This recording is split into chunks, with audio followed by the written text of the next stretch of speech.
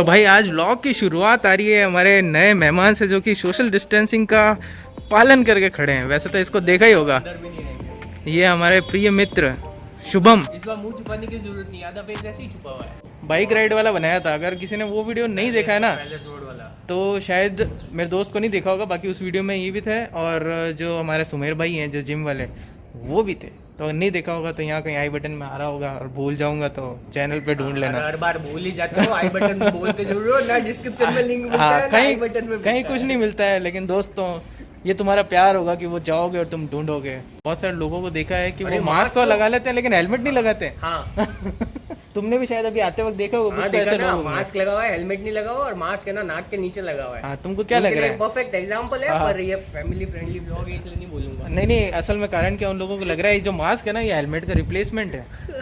उनको ऐसा लग रहा है। पुलिस वाले जब वापस चालान काटेंगे ना तो उस डर से वापस से ये करना शुरू कर लेंगे। अभी तो पुलिस वाले भी नहीं दिखे, वो नहीं दिख रहे इसीलिए तो ये काम ऑब्वियसली चल वो रहा है। लोग दूसरी जगह पे जहाँ पे ज्यादा जरूरी काम है वहाँ लगे हुए हैं। तुम लोग खुद की सुरक्षा करो यार, मास्क लगा रहे हो, हेलमेट नहीं पहन रहे हो।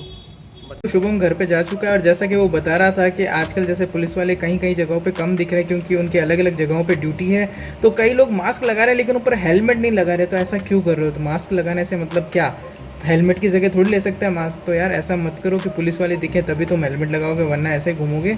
अपनी जान की थोड़ी सी परवाह कर लिया करो, क्योंकि उस जान से बाकी कई सारी जानें जो है ना वो भी जुड़ी हुई है। तो इस बात का ध्यान रखो। 2-3 दिन से बहुत ज़बरदस्त गर्मी हो रही थी, तो अभी तेज़ बारिश शुरू हो गई है। आई होप थोड़ी सी राहत मिल पाए, क्योंकि हमारी सन सिटी है तो थोड़ी सी एक्स्ट्रा कृपा हमेशा ही रहती है सूर्य देवता की हमारे ऊपर, तो थोड़ी बहुत इससे राहत मिल जाएगी। ऑलराइट, शुभम के जाने के बाद मैं बैंक के लिए निकल गया था, कुछ ज़रूरी काम था, तो काम करने के बाद मैं सीधा घर में आया। उसके अलावा भी कुछ और भी काम थे, उस वजह से पूरा दिन चला गया। अब रात हो चुकी है, पूरा दिन खत्म हो गया। तो ये चीज़ जो आप पार्ट देख रहे हो ये रात को शूट हो रहा है। जैसा कि आप सबको पता ही है कि कोरोना वायरस के केसेस दिन ब दिन बढ़ते जा रहे हैं, हजारों की तादाद में 24-24 घंटों के अंदर केसेस आ रहे हैं। मेट्रो सिटीज में तो बहुत भयंकर रूप से आ रहे हैं। और ये भी पता है कि अनलॉक हो रहा है, लोग बाहर जा रहे हैं, दुकानें खुल रही है, धीरे धीरे हर चीज़ को इजाज़त दी जा रही है। और मेरा ये देखने में आया है कि लोग बहुत ज़्यादा लापरवाही भी बरत रहे हैं। और जितना ज़्यादा कोरोना वायरस के केसेस आ रहे हैं ना, उसी के साथ साथ जो हॉस्पिटल्स हैं उसके अंदर केसेस इतने ज़्यादा आ रहे हैं कि वो ओवर क्राउडेड हो जा रहे हैं। लोगों के लिए जगह नहीं है, बेड नहीं मिल पा रहे हैं लोगों को, तो वो लोग लाइन में खड़े रहते हैं, वेटिंग में खड़े रहते हैं अपने इलाज के लिए। भगवान ना करे कि किसी को कोरोना वायरस हो, पर अगर हो जाता है ना तो कौन कौन सी तकलीफें तुम लोगों को झेलनी पड़ेगी वो मैं इस वीडियो में डिस्कस कर लेता हूँ। सबको जानना बहुत ज़रूरी है। आपने एक आयुष्मान भारत की योजना तो सुनी होगी, जो कि पीएम हमारे नरेंद्र मोदी पीएम है, उन्होंने शुरू करी थी। उसके तहत अभी सिर्फ गवर्नमेंट और प्राइवेट जो हॉस्पिटल्स है, 7,000 हॉस्पिटल्स है जो कि उस योजना से टाइड अप है। लेकिन दोस्तों एक बात को हमको समझना पड़ेगा, कोरोना वायरस कोई छोटी मोटी बीमारी नहीं, ये एक महामारी है। बहुत सारे लोग एक साथ अफेक्टेड हो रहे हैं, तो उन जगहों पे भी ओवर क्राउडेड हो रहा है, लोगों को वहां पे भी जगह नहीं मिल रही है। तो इसके बाद हमारे पास ऑप्शन क्या बचता है? इसके बाद हमारे पास ऑप्शन बचता है कि भाई हम प्राइवेट हॉस्पिटल्स में जाएं। अब मैं आपको यहाँ से जो रियल है, जो आपने शायद टाइटल में भी पढ़ा होगा, जो रियलिटी है ना, वो रियलिटी चेक मैं आपको दे देता हूँ कि अगर आपको कोरोना वायरस हो जाता है और ये कुछ जो हॉस्पिटल्स जो उस योजना के तहत टाइड अप हैं या फिर गवर्नमेंट हॉस्पिटल है, वहाँ पे आप नहीं जा पाते और एक प्राइवेट हॉस्पिटल की तरफ रुख करते हो कि हाँ भाई नहीं, मैं यहाँ पे जाके भर्ती हो जाऊंगा और अपने कोरोना वायरस का इलाज कराऊंगा, तो उसके बाद से आपकी किस तरीके से मुसीबत आपको झेलनी पड़ सकती है, या आपके जेब पे ये चीज कितनी भारी पड़ सकती है। जब इस बारे में मैं स्टडी कर रहा था तो एक आध मैंने टाइम्स ऑफ इंडिया के आर्टिकल्स देखे जिसके अंदर की लोगों से 10 से 15 लाख तक चार्ज कर रखे हैं कोरोना वायरस के ट्रीटमेंट के लिए कुछ प्राइवेट हॉस्पिटल्स के अंदर। तो आप समझ सकते हैं कि मतलब कितना ज़्यादा रश हो रहा है उन हॉस्पिटल्स के अंदर भी, और वो हॉस्पिटल्स कितनी मोटी फीस वसूल कर रहे हैं इस चीज़ के लिए। अब काफ़ी लोग सोच रहे होंगे कि आज अर्जुन एकदम से बैठ के इस बारे में क्यों बात कर रहे हैं। इस बारे में इसलिए बात कर रहा हूँ क्योंकि इस बारे में बात करना ज़रूरी है, ठीक है। अब मैंने जो एवरेज जो कॉस्टिंग दिखा रखी है यहाँ पे, जो मैंने बताई है, जो मैंने स्टडी करी है, आर्टिकल्स पढ़े हैं, तो वो मेट्रो सिटी से भी रिलेट करती है वो कॉस्ट, ठीक है। अपने सिटी से सिर्फ मत कर लेना, क्योंकि वहाँ पे केसेस भी ज़्यादा है, तो उस चीज़ का जो प्राइस हाइक का जो इम्पैक्ट है वहाँ पे ज़्यादा देखने को मिला है। तो हर जगह जगह कंपेयर करके और नीचे कमेंट्स में मत लिखना, ये एक एवरेज कॉस्टिंग है। सबसे पहले बात कर लेते हैं सुपर स्पेशलिटी हॉस्पिटल्स की। तो वहाँ का जो जनरल वार्ड होता है वो आपको 4,000 प्रतिदिन के हिसाब से मिलता है, लेकिन अगर आपको कोरोना वायरस है ना तो वो 11,000 प्रतिदिन तक जा सकता है। 11,000 प्रतिदिन, ठीक है। और अगर तुमको वहां पे 10 दिन रुकना पड़ जाए तो 11,000 इंटू 10 कर लो, कितने होते हैं तुमको खुद को पता है, 1,10,000 रुपए ये बन गए हैं सिर्फ और सिर्फ 10 दिन के। ठीक है। और क्योंकि क्वारंटीन का समय, भूलो मत, क्वारंटीन का समय सरकार ने दे रखा है 14 दिन का, जब वो तीसरा टेस्ट होता है लास्ट में, तो उन 14 डेज को भी 11,000 रुपीज के साथ में मल्टीप्लाई कर लो, जो कि होता है 1,54,000। ठीक है, क्वारंटीन का टाइम तुम सबको पता है 14 डेज का, तो 1,54,000 रुपीज तुमको यहाँ पे देने पड़ेंगे। सोचो कि अगर किसी को इस बीच में आईसीयू की जरूरत पड़ जाती है, जैसे कि थोड़े ओल्ड जो लोग हैं, 65 साल 70 साल ऐसे लोग होते हैं, खुदा ना खास्ता जरूरत पड़ जाए, मैं कभी भी नहीं चाहूंगा किसी को जरूरत पड़े, तो लेकिन तो वहाँ के भी प्राइसेस सुन लो कि आईसीयू आपको चाहिए होगा, तो अब वहाँ की प्राइस सुपर स्पेशलिटी हॉस्पिटल की मैं आप लोगों को अभी बता रहा हूँ। ठीक है, अभी अपन जनरल प्राइवेट पे नहीं गए हैं, तो उसका जो आईसीयू वार्ड होगा वो 25,000 प्रतिदिन का होता है उनका चार्ज। लेकिन अगर आप लोगों को कोरोना वायरस है तो आपको वेंटिलेटर के साथ साथ में आईसीयू भी चाहिए होगा, तो वो 50,000 रुपीज पर डे हो जाता है। 50,000, सुन रहे हो ना। और मान लो 15 दिन तुम वहाँ रुक गए, तो इस 15 दिन को तुम 50,000 के साथ में मल्टीप्लाई कर लो, आंकड़ा क्या आएगा? 7.5 लाख रुपए।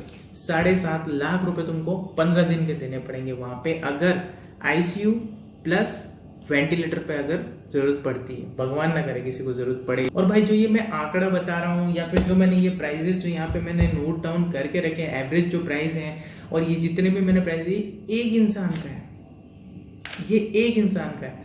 मान लो तुम्हारी गलती की वजह से तुम्हारे परिवार का ही कोई दूसरा तीसरा बंदा हो जाता है, तो ये आंकड़ा कहाँ जाएगा? ये एक जने के मैंने बताए हैं, रुपए जितने बता रहा हूँ, तो फिर मल्टीप्लाई करते रहना। अब खैर ये तो सुपर स्पेशलिटी हॉस्पिटल था, एक नॉर्मल से जो प्राइवेट हॉस्पिटल होता है ना, उसकी रेट जान लो। सीधी मैं रेट बताता हूँ, एवरेज नहीं बताऊंगा, जो कोरोना के अंदर जो देनी पड़ सकती है। ठीक है, तो वहां पे जनरल वार्ड की कीमत 5,000 प्रतिदिन हो जाएगी, आईसीयू वार्ड होगा तो 7,000 प्रतिदिन हो जाएगी, और अगर वेंटिलेटर का भी प्रयोग होता है तो वो 10,000 प्रतिदिन हो जाएगी। तो इसको भी अगर तुम यार 14 दिन जो होते हैं उसके साथ में मल्टीप्लाई कर लोगे ना 14, तो भी 1,40,000 रुपए, और ये सिर्फ एक जने की कीमत है। रियल रीजन बता देता हूँ कि ये सब चीजें मैंने देख के और तुम लोगों के साथ में क्यों शेयर करी है, क्योंकि आज जब मैं काम के लिए बैंक में गया था, और उसके बाद मैं केमिस्ट शॉप पे भी गया था, तो जब मैं बैंक के वहाँ गया तो मैंने देखा कि कुछ लोग ग्रुप बना के बातें कर रहे हैं, हंसी मजाक कर रहे हैं, और सोशल डिस्टेंसिंग तो तुम भूल ही जाओ। कई लोगों ने तो मास्क भी नहीं लगा रखा है। रास्ते में आते वक्त देखा कि भाई नमकीन की दुकान पे भीड़ पड़ रही है, समोसे मिर्ची बड़े चल रहे हैं। जोधपुर में रहता हूँ, यहाँ पे लोगों को वैसे भी बहुत क्रेज है, लेकिन क्रेज इस वक्त तो वहां पे वो खाए जा रहे हैं, घूम रहे हैं लोग, बेफालतू घूम रहे हैं, फिर रहे हैं। उसके बाद मैं केमिस्ट की शॉप पे गया, वहां पे कोई एमआर का ग्रुप आया हुआ था, तो उनमें से कोई बंदा गुटखा खाता है, वो पीक मार रहा है, थूक रहा है, कुल्ले कर रहा है वहां पे रोड पे ही। तो मतलब आप देख सकते हो एमआर भी ऐसा कर रहे हैं, जबकि उनको तो पता ही है, हर दिन डॉक्टर से मिलते हैं, वो भी इस तरह की हरकतें कर रहे हैं। तो सब जने सब ये सब हरकतें कर रहे हैं ना, तो मैं ये वीडियो इसलिए बनाया है कि भाई कुछ लोग जो ऐसी हरकतें कर रहे हैं उनको पता होना चाहिए कि इसका खामियाजा कितना बड़ा भुगतना पड़ेगा। अपने हेल्थ से तो तुम जाओगे ही जाओगे, जेब से भी जाओगे, बैंक अकाउंट तुम्हारा पूरा हिल जाएगा। और सोचो कि अगर तुम इन्फेक्टेड होकर अपने घर पे जाते हो और साथ साथ में 2 या 3 जनों को और इन्फेक्टेड कर देते हो, तो उनकी तबीयत तो खराब होगी, साथ में पैसे का क्या भाई, पैसे का क्या, पैसे से भी जाओगे, मतलब तबीयत से भी जाओगे। तो क्यों हम थोड़ा सा सावधान नहीं हो पाते हैं? और जिस दिन भाई कोई किसी को अगर थोड़ी बहुत भी मेडिकल सुविधाएं नहीं मिलेगी ना, वो सीधा सरकार को ब्लेम करेगा कि हमको अच्छी सुविधाएं नहीं मिली, हमको ये जो हॉस्पिटल से लूट रहे हैं, हमको गवर्नमेंट सुविधाएं नहीं दे रही। तो भाई गवर्नमेंट ने तुमको गाइडलाइंस भी तो दी है, जब साफ साफ कह रखा है कि इस तरह से घूमो फिरो मत, सोशल डिस्टेंसिंग का पालन करो, मास्क लगाओ, तो वो क्यों नहीं कर रहे हो? ऑलराइट गाइस, इस वीडियो का मकसद यही था कि मैं आप लोगों को बता पाऊं कि आप जो ये छोटी छोटी मिस्टेक्स कर रहे हो उसके लिए कितना बड़ा आप लोगों को खामियाजा भुगतना पड़ सकता है। आज के दिन जब मैं इस ब्लॉग को शूट कर रहा हूँ, खैर अभी तो रात हो गई, दोपहर को न्यूज आई थी, अब तो खैर सबको पता ही है कि सुशांत सिंह राजपूत ने सुसाइड कमिट कर ली थी। बहुत ही सही बंदा था, बहुत ही ब्रिलियंट एक्टर था, जैसा कि खबरों में बताया जा रहा है, न्यूज में मैंने देखा है, बताया जा रहा है कि काफी टाइम से वो बंदा डिप्रेशन से भी जूझ रहा था, उसका इलाज चल रहा था। तो मैं आप लोगों को एक चीज बोलना चाहूंगा गाइस, कि जिसको भी लग रहा है ना कि भाई वो बहुत परेशानी में, तो उस चीज को अंदर ही अंदर मत रखो, उसको बड़ा मत होने दो, अपने दोस्तों के साथ शेयर करो, अपने परिवार के साथ शेयर करो, और इस चीज को इस हद तक मत जाने दो कि तुमको कभी ऐसा लगे कि मैं ऐसा कोई स्टेप लेना चाहूंगा। ये बिल्कुल गलत है गाइज, अपने परिवार के बारे में सोचो। तो गाइज इस व्लॉग को इतना ही रखते हैं, और जैसा कि हर व्लॉग के एंड में मैं कहता हूँ कि do whatever you want to do man, but don't trouble your mother man.